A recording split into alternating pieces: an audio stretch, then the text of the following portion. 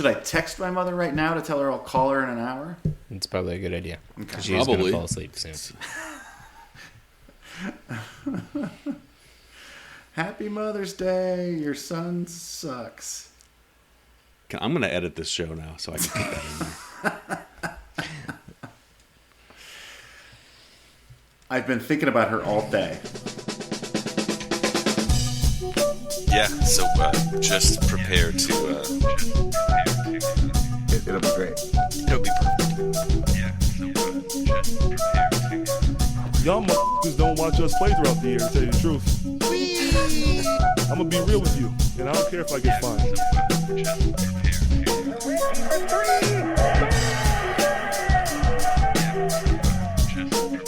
I got my sweet box with them. That train is off the track. I feel like you can't just like jump through Neptune and be okay. Just prepare to... What the show needs is more dogs and bears and chickens and stuff. Yeah, so just prepare to be awash in unbelievable goodness. Welcome, Pacers fans. You are listening to the Undebeatables, your semi-weekly Pacers podcast. Today is May 8th, and this is episode 591.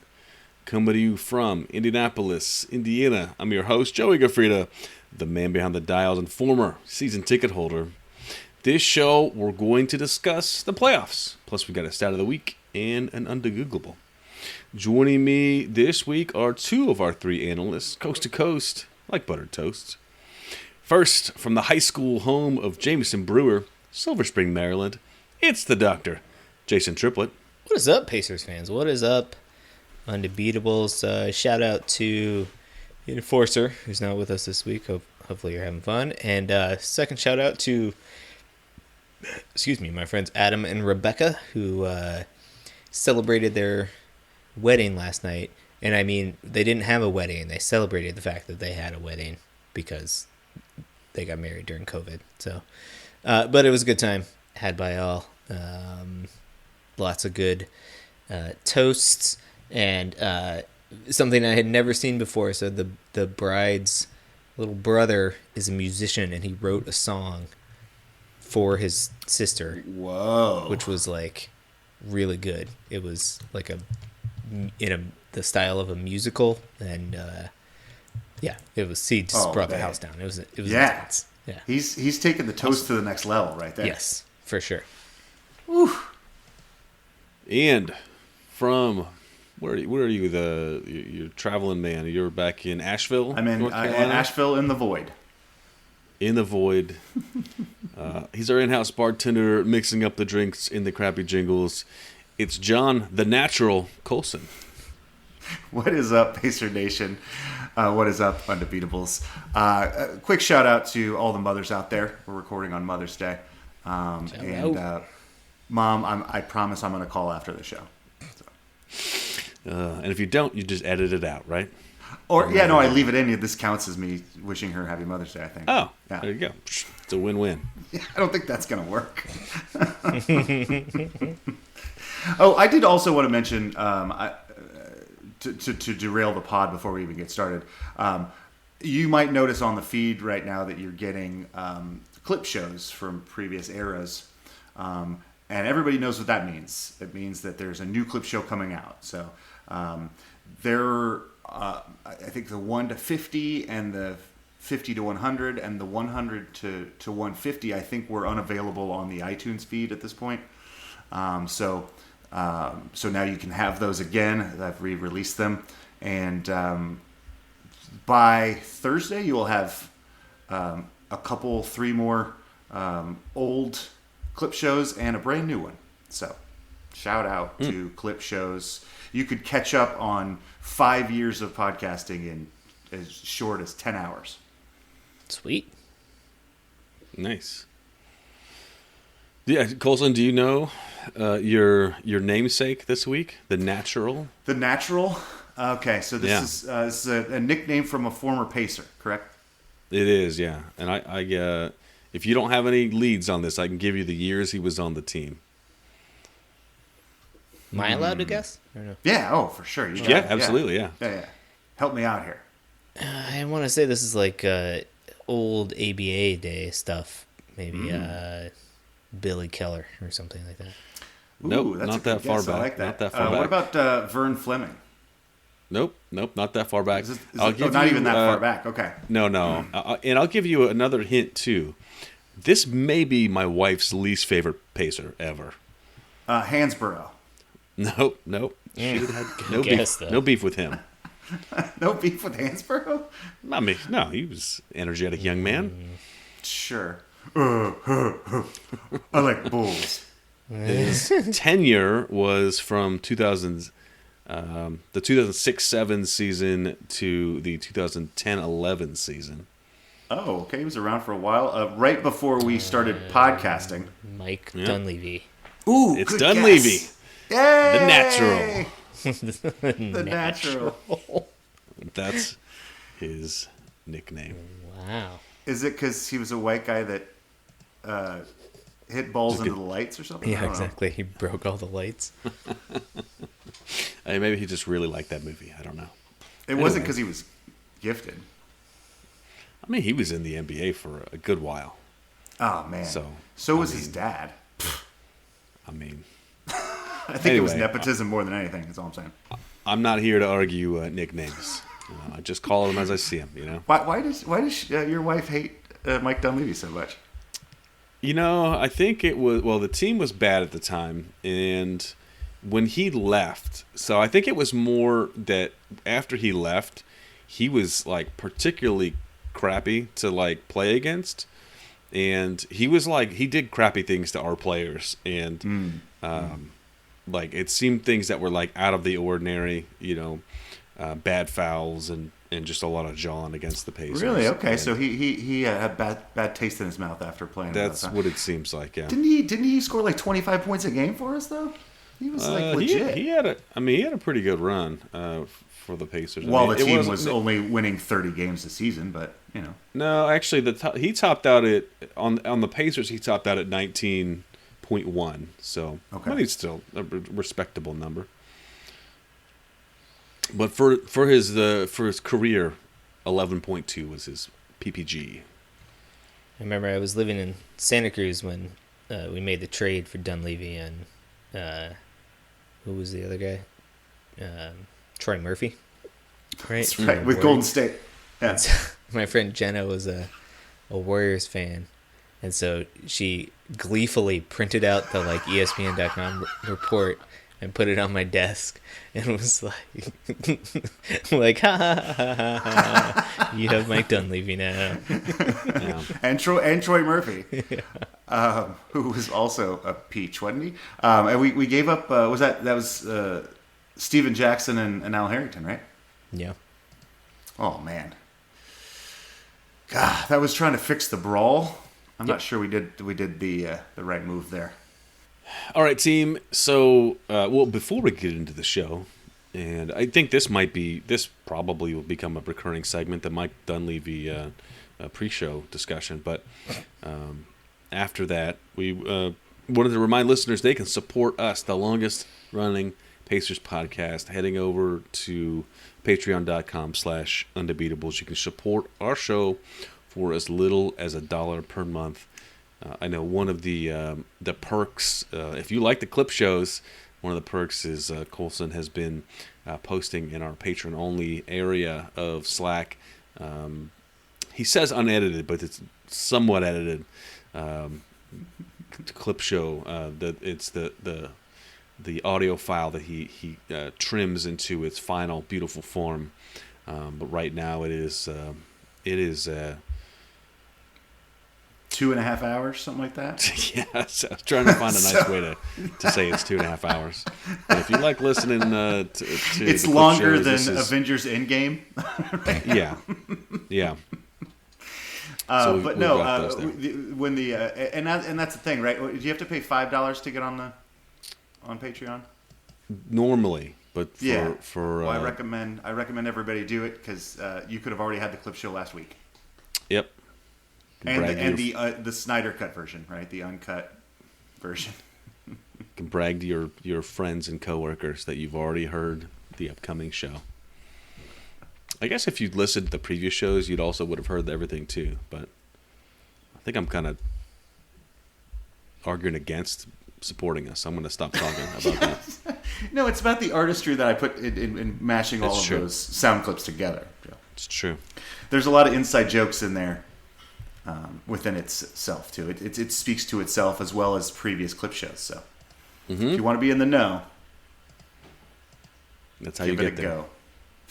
Also, so today, so as you listen to Monday, May 9th, I found a new website. You know how there's holidays for everything now? Well, I found a website that lists what they all are. And so Monday, May 9th is National Lost Sock Memorial Day. Memorial. Yeah. So all the socks that are no longer with us, we just take a day to think about them and remember what they had done with us. And it's love. I hate losing. I'd rather lose both socks than one sock. You know. Yeah. Mm-hmm. Because then you just keep that one sock around. You hold on to Yeah, that one you sock do. forever. Yeah, you do. as Hoping though that you're the going to other find one's the just other going one. to show up. It's going to show up, but it never does.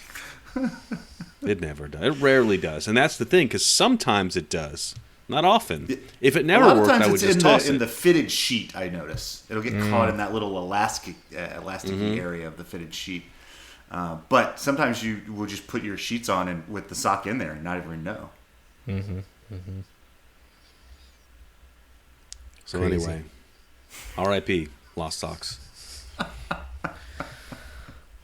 What are we supposed to like do a barbecue for that? Is that like what do people do to celebrate Lost Sock Memorial Day?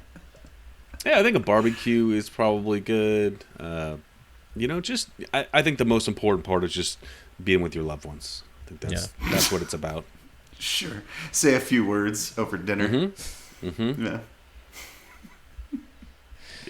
According to this very unverified page about National Lost Sock Memorial Day, the average person loses 1.3 socks each month. That seems real high. That seems real high. For me, there's no way. I mean, the baby stuff though. Yeah, exactly. call. I would say Good that call. our lost sock ratio has gone up enormously. So Okay, fair enough. Also, my lost sock ratio has gone up since I moved in with dogs. So I mean, probably a lot of people have dogs. So there's probably that.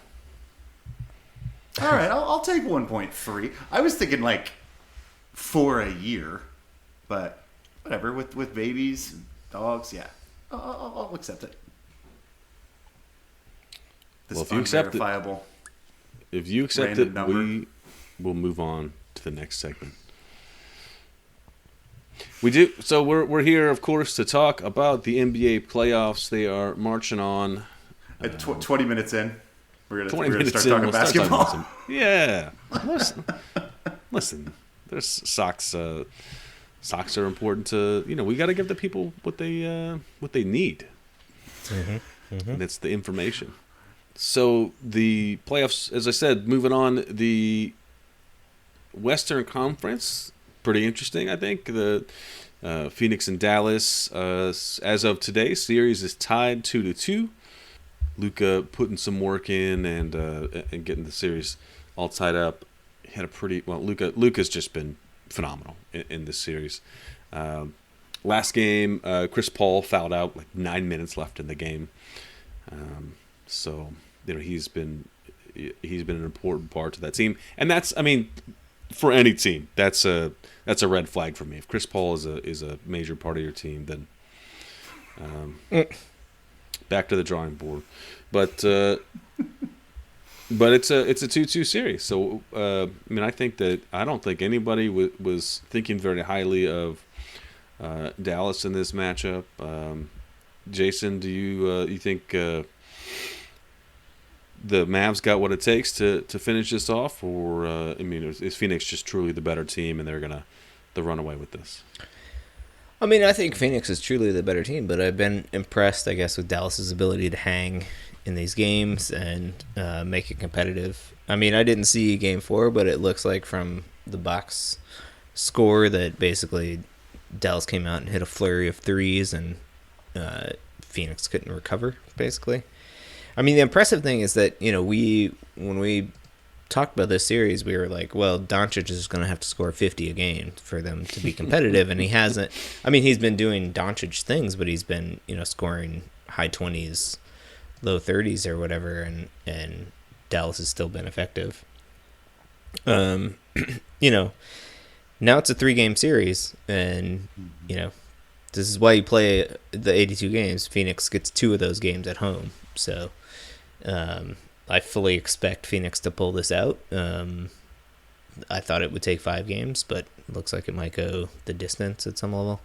That Dallas crowd is really impressive, and the Mavericks play, they have a bunch of role players, and role players always play better at home. So, that gives them an edge there. But, yeah.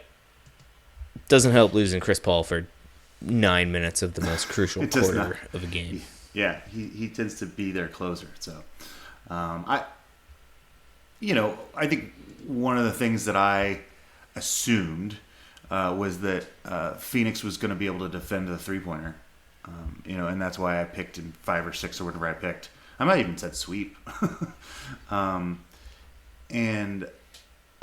that spread offense, they're shooting the heck out of the ball right now, and when it's going in, they're winning games. So. I think Phoenix is still one of the best defensive teams in the NBA, and I'm sure they'll figure this out. Or at some point, Dallas will start missing some shots. So I'm still picking Phoenix as well. Moving down to the other semifinal, Golden State in Memphis, the 3-2 matchup. Golden State, as of recording, is up 2-1. There's been a little bit of drama in this one, some injuries, and Dylan Brooks took a whack at Gary Payton Jr. and I think fractured his elbow. He's going to be out for a bit. Dylan Brooks got suspended for Game 3. I guess, Colson, did you think that was a non-basketball play, or how did you feel about that foul? That's tough. I mean, we get to watch these things over and over again in slow-mo. And so we get to kind of relive these things and decide whether there's intent based on what happened at half speed or a quarter speed. I don't think it was great. You never want to injure somebody. I know Steve Kerr, coach of the Warriors, came out and said, this is a disgrace. This is not a basketball play. And, this is a bad look for Memphis and Dylan Brooks. So he also could just be backing up his guy, but I'm not thrilled by it. I don't think that Dylan Brooks was trying to break somebody's arm. But if you're going for non-basketball plays, stuff's going to happen. Yeah, I mean, the angle that he took was horrid. And that leads me to believe his intent was to foul Gary Payton Jr. hard. Mm-hmm. I think he wanted to give a playoff foul. I'm not sure why. It was 3 minutes into the first quarter of He's trying to make a statement. Yeah, exactly. A game in which, I guess Memphis, they lost Game 1, and so they were wanting to come out and sort of make a statement, and they ended up winning that game. They did. So, yeah. No small part in due to the fact that Golden State was without Gary Payton Jr. I was very impressed with Golden State's response. They went ahead and dropped 142 on Memphis's head in Game 3. Yeah. Which I was like, that's got to be some kind of playoff record. 142, that's crazy. It's not. It's like the 23rd most points or something scored by a single team in a playoff game or something. So, anywho, that was my stat of the week, man. Scooped. Sorry. Yeah, in fact, the Wizards scored 142 against the Pacers last year in the play-in game. So seems right. Nice. Yeah, but those don't count though, right? That it didn't count. It was on the list that I looked up, but it wasn't. Yeah, I agree. But it's not. It's part of the void. Yeah, no, we should scrub that from the Wikipedia page actually. Mm-hmm. Without Gary Payton Jr., It doesn't sound like that's a big name that the Warriors are relying on, but he does have the ability to guard Morant one-on-one, and Right. That's a little bit limiting, but No one else on that team can. right. But from Honestly. top to bottom, like, the Warriors just have so much more playoff experience, and their coaching staff has been in this situation so many times to sort of make adjustments and figure things out. You got to think that experience is going to be the guider here, but they play Game 4 is tomorrow, I believe. So it's in Memphis. Memphis has it's in Golden State. Sorry, Memphis has the home court advantage here, but so big game for Memphis there, I guess. I think if they don't win tomorrow, I think this thing's a wrap. But if they can even this thing up, like you said, it's a 3-game series. Yep. And they would have home court. So. One thing is, John Morant is expected to miss Game 4. In Game 3, Jordan Poole pulled on Morant's knee when they were Poole was going in for the ball, and got Morant's knee a bit. He was hobbling a bit at the end of the game, and so he's expected to miss. So that's a huge miss. That is a bummer. Now you got to remember they went 20-2 without him this season, though. True. Let's see. True.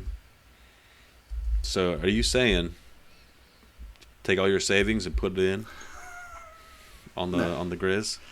No. Okay. Bet everything on Strike It Rich. Okay. So that's where the West is right now. It's two close series, and I don't think there's any clear front runner in either of those, really. In the East, we got the 1-4 matchup: Miami Heat versus the Philadelphia 76ers. Miami's up 2-1. The Embiid missed games 1 and 2, but came back for Game 3, and Philly won that one. Jason, have you got to see any of this particular series? Any good thoughts on this one? I've not seen a ton. It was pretty Willis Reed-esque, because there were initial reports were that Embiid was going to miss Game 3, but then he ends up getting cleared to play and plays and comes out and has a pretty dominant performance, doing Joel Embiid things. And Miami was cold from the floor and couldn't score. And so that made it kind of easy for Philly to win. So I'm really intrigued to see. They are currently playing as we're recording now. And I think the last time I checked, Philly was up. Philly's up like 10 or something like that in the third. But, obviously Joel Embiid, as we discussed going into the series, is the key to Philadelphia's success. So him coming back in Game 3 and looking like Joel Embiid is huge, despite the fact that he's wearing a mask. And so it's a whole new ballgame, right? Again, like, if Philly's able to win this game, it's a tie series and it's a 3-game set, and Miami has to figure out how to handle Embiid, and I don't know that they have the big guys to do it. Yeah, he wasn't incredibly dominant in Game 3, but his presence makes the whole team make more sense, right? Right. They weren't going to get out of this series doing a spread offense with James Harden. It just wasn't going to happen. Harden's not who he used to be, and not exactly the old Rockets or anything like that. So I think Embiid improves them defensively quite a bit.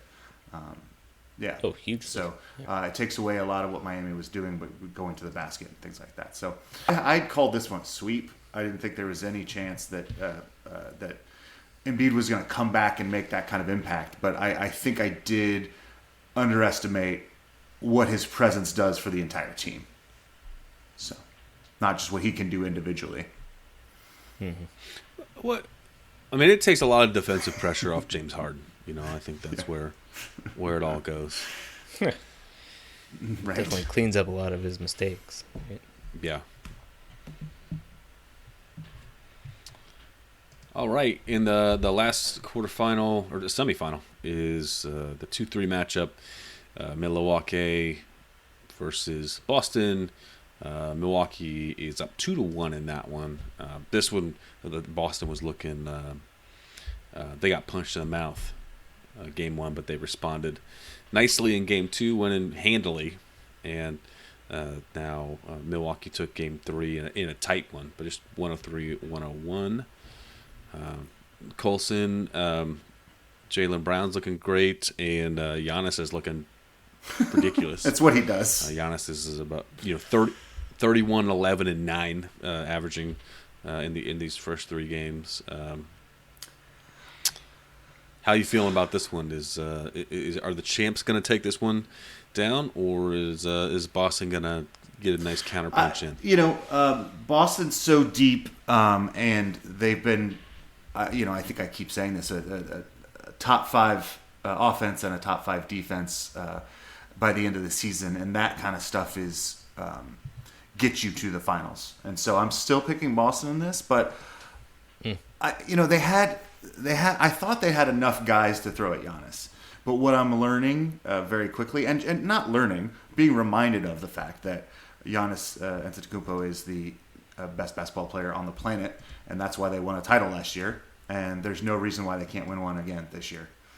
He's out of control. Last night the game went down to the wire, and Drew Holiday got a nice little flip shot in the lane to seal this one up, and with about 10 seconds left, I think what he provides offensively and defensively has also been more than I expected in this series, because I thought all the defensive guards could put some pressure on him, but he's been fantastic. So all the defensive guards from the Celtics.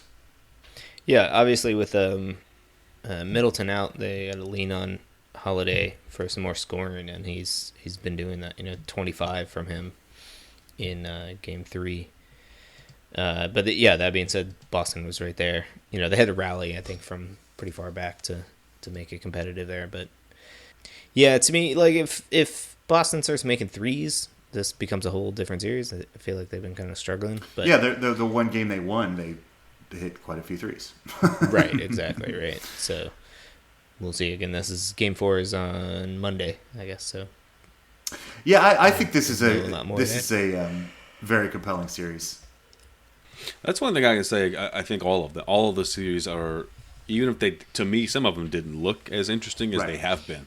So shout out to good basketball. I mean, it's good competitive series. So I think that part. Well, these are definitely in the Eastern Conference. We're down to those 4 teams that sort of all season we couldn't sort of stratify them away from one another. We kept trying to figure out who was better than who, and they're all basically in the same jumble. And so it makes sense that these series are becoming competitive. All right. Well, do you guys want to take a quick break and come back in the second half? We've got a stat of the week and an Undegoogleable. Let's do it. That's a plan.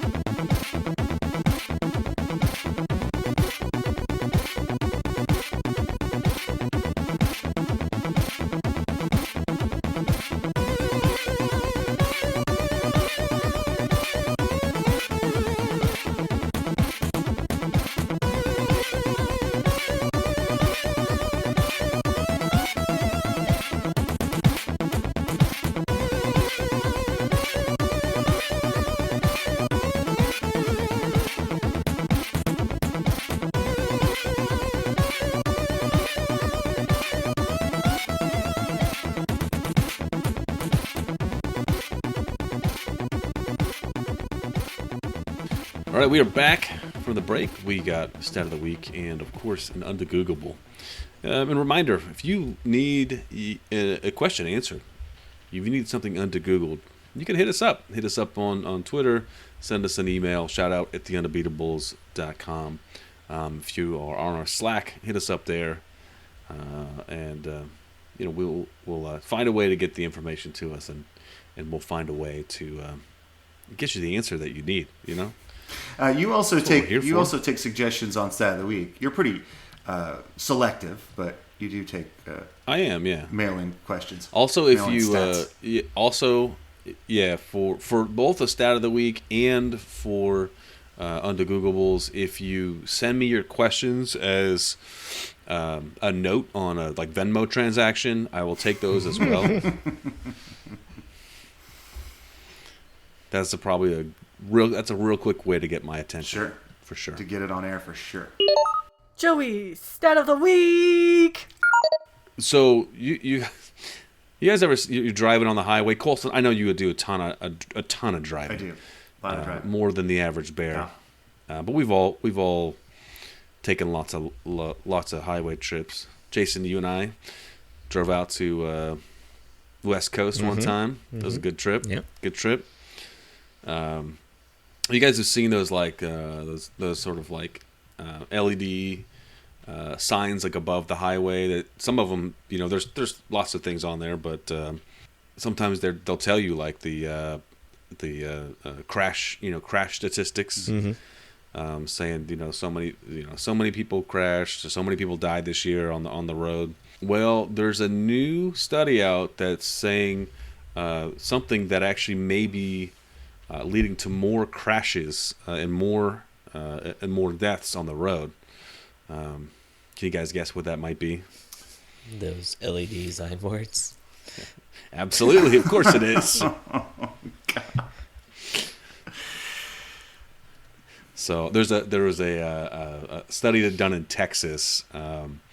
The way that they collect the data and the way they display it, it actually made it easier for them to measure how many people crashed and died, and in the times that they were displaying that, the crashes went up. So the theory is that the people are reading that and they're distracted, by the bad news, and it's taking their attention away from the road, and they're getting into more crashes. Oh, so it's specifically that statistic, not like the LED boards in general. Right, yes. So people get bummed out from seeing the crash statistics. And they just crash into They stuff. don't pay attention, and then they crash.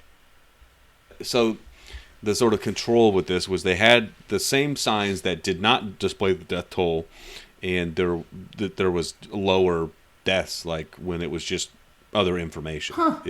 That is very weird. So they're saying, I guess the proposition is that the running total of traffic deaths increases anxiety and therefore cognitive load, robbing drivers of the mental bandwidth they need to pay attention and drive safely. All right, good. So this is a solvable problem. Just stop displaying. I mean, right. For sure. But there's a lot of times that we know the answers to questions and don't do anything about it. Well, yeah. Sometimes we dig in the other way. Maybe we make those signs mandatory. I don't know. And fix it. Yeah, Jason, you're right. It is 100% easily fixable problem. So we could stop this tomorrow. Right. Yeah. Put something else on there. Put some jokes and on there. Lean towards the one. I wonder if they did similar studies of, they must know the message that is correlated with the least amount of traffic accidents, right? Let's put that one up there more frequently. Billions and billions of McDonald's burgers served. Something like that. That's a good stat. No, it's something completely boring. That's just Do you think that that's going to relax people, Colson, and make them a better driver? It's going to make them hungry. Yeah, well, I'm just saying it's less stressful than 9,000 people died on the road last week or whatever. True. I mean, then they might start thinking about heart disease well, or I mean, something. that's the thing. I don't know. It's a slower death. Right. Which I think Musk Grizzly. I think that's McDonald's new slogan. It's a slow death. Ba ba ba ba ba.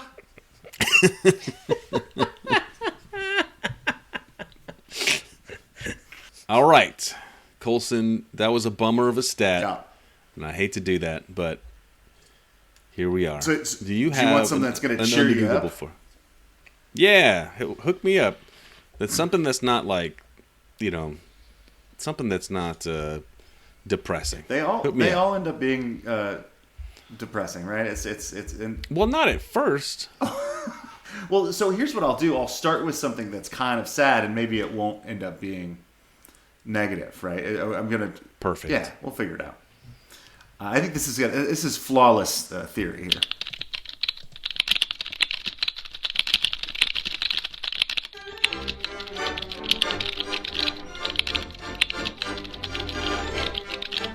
Oh, are we doing Undegooglables? That was the plan.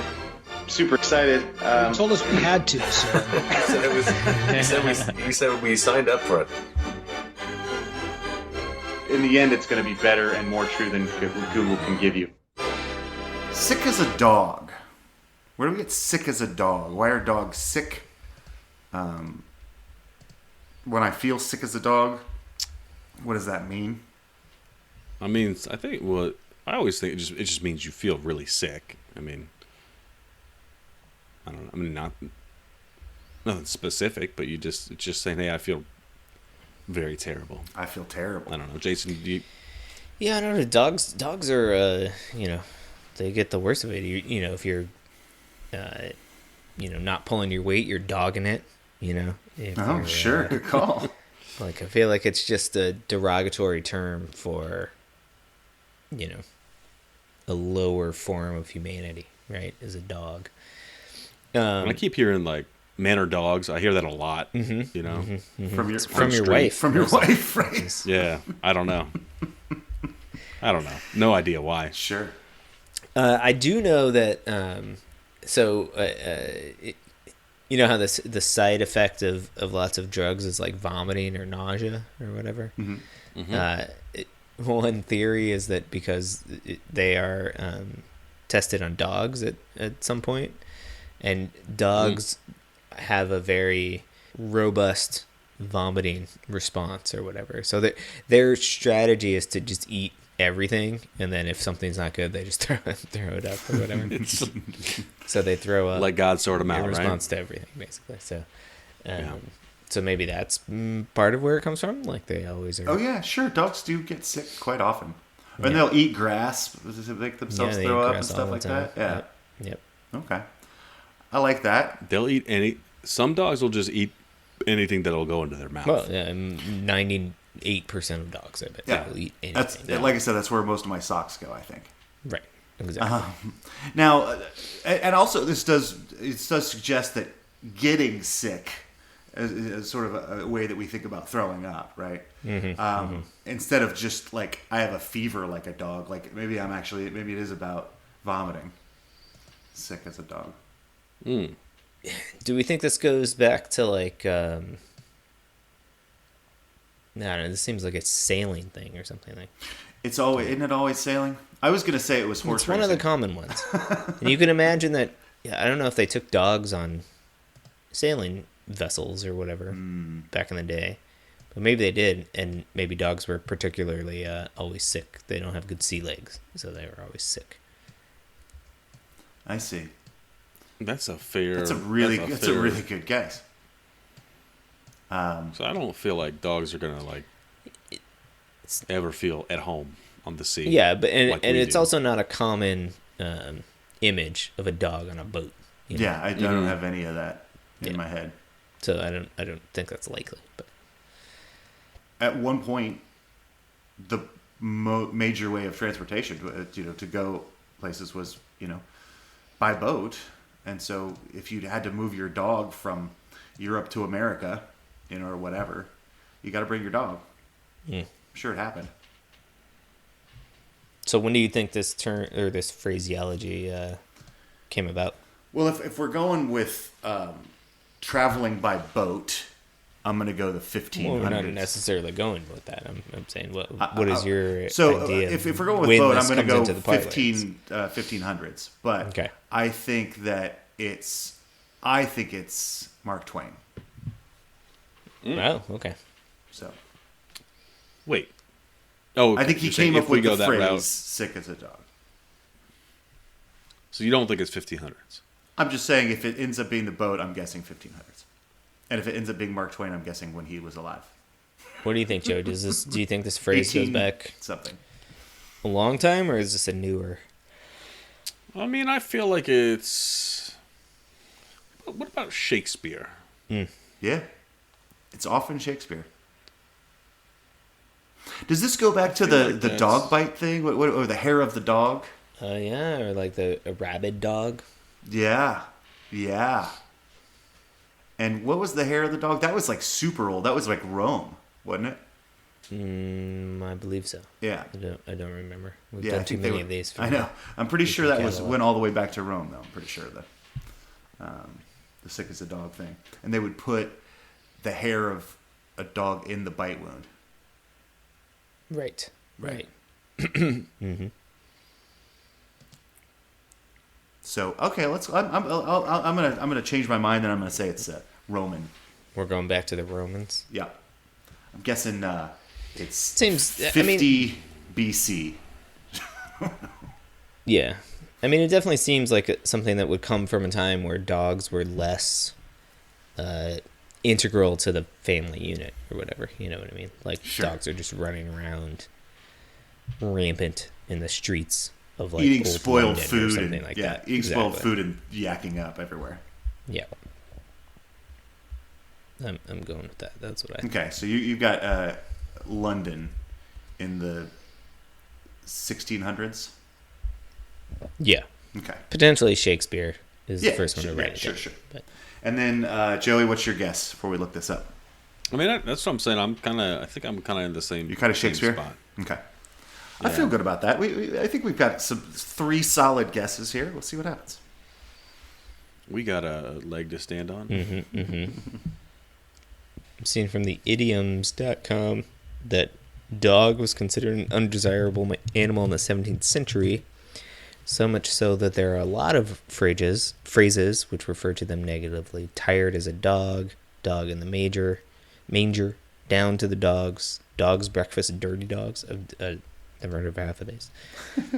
Sick as a dog refers to being so sick that one may feel like vomiting. First literary use of the expression in 1705. The phrase still reflects as in a negative sense. Synonyms and variants. Sick as a parrot. You know, that's got to come from the time. That's got to come from the seafaring things, right? I don't know. There's an Aerosmith song called "Sick as a Dog." It may have come from there. Oh, apparently, "sick as a horse" was one is sick without the sensation of vomiting. That's a fairly fine line. The modern "sick as a parrot," recorded from the 1970s, at one time much overused by British sportsmen as the opposite of "over the moon," refers to a state of deep mental depression rather than physical illness. This perhaps comes from instances of parrots contracting psittacosis. I don't know what that is, and passing it to their human owners.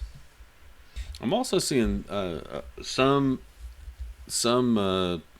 relation to throwing up. Yeah. So the idea of being sick, which is connected to vomiting, is apparently the reference here, and that dogs, as you said, one of their ways of dealing with stuff is just to vomit stuff up. So that does seem like that we were right on that.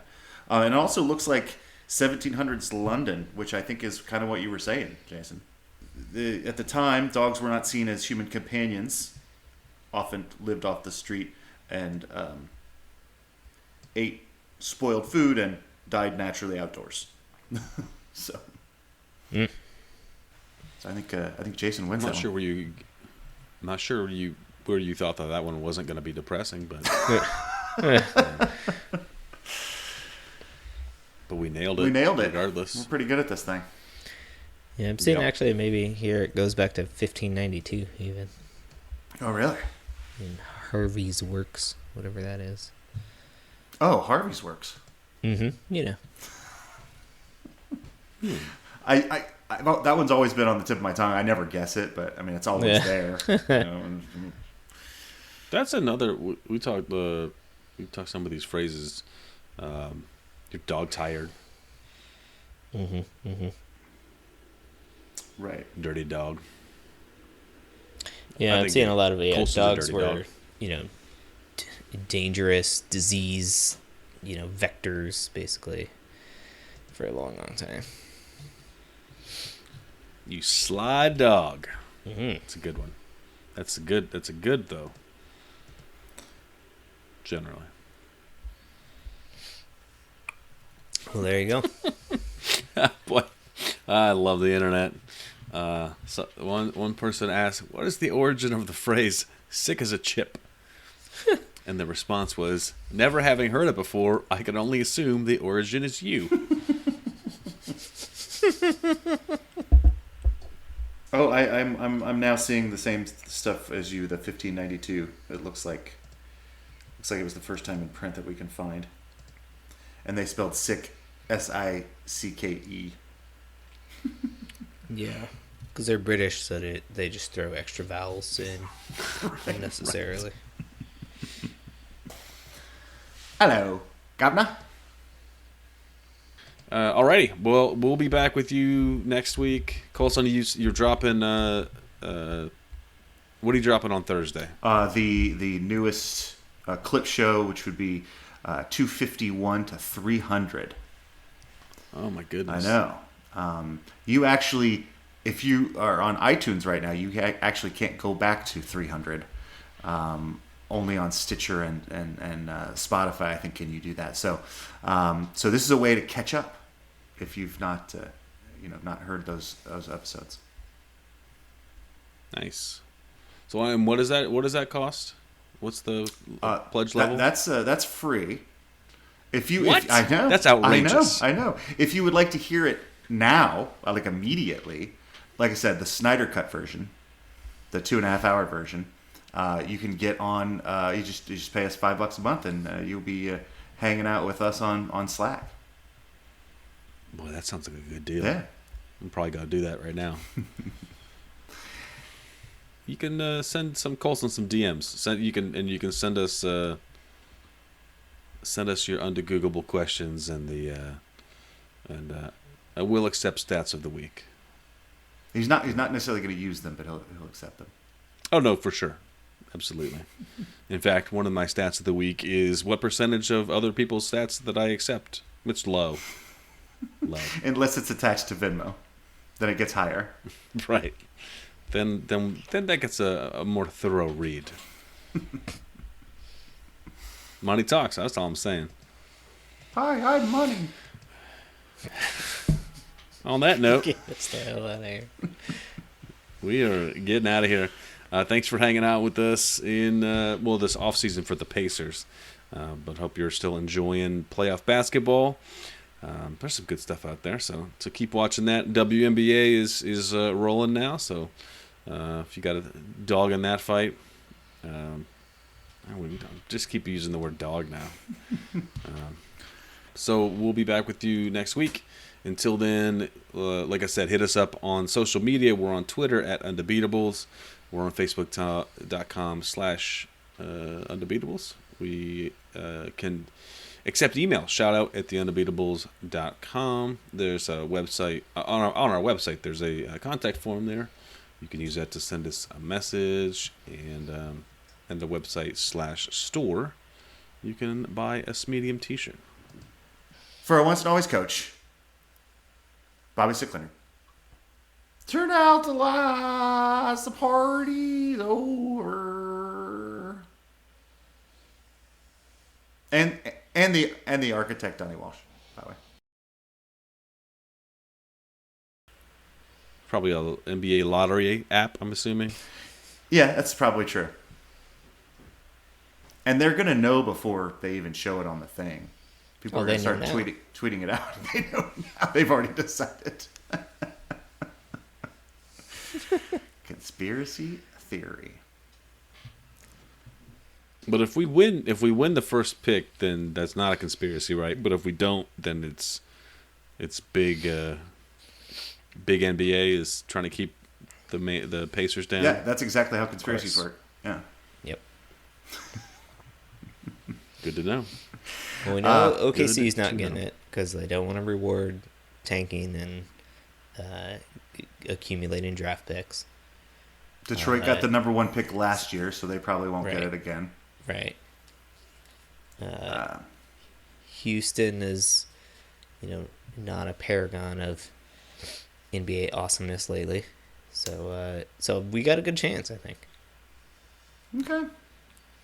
Oh, we got the All-Star game that we'll be hosting at some point in the near future. Right. There we go. We got bumped to the back of the line. Yeah, but when we do host it, we got to have some young hot prospect that we drafted number 1 overall. Here's my problem. I want to have I'm just afraid we're going to take Chet Holmgren with the number 1 pick, and I don't think I'll be able to. I might have to stop doing the pod if that happens. I don't know if I can live with. Is this like this before? This is before you see him play, like in the NBA. Yeah. Okay. Just saying. All right. Well, these might be the last few episodes. So yeah. I'm sure you guys can power on without me. I just bring the total IQ gonna down. Find somebody to sing this song. Usually, this whole thing falls apart. It might actually be like thoughtful and insightful if I leave. Oh yeah. Who's gonna edit? Who's gonna put together our clip shows? That's true. That's excellent. Who's doing the clip shows if I'm gone?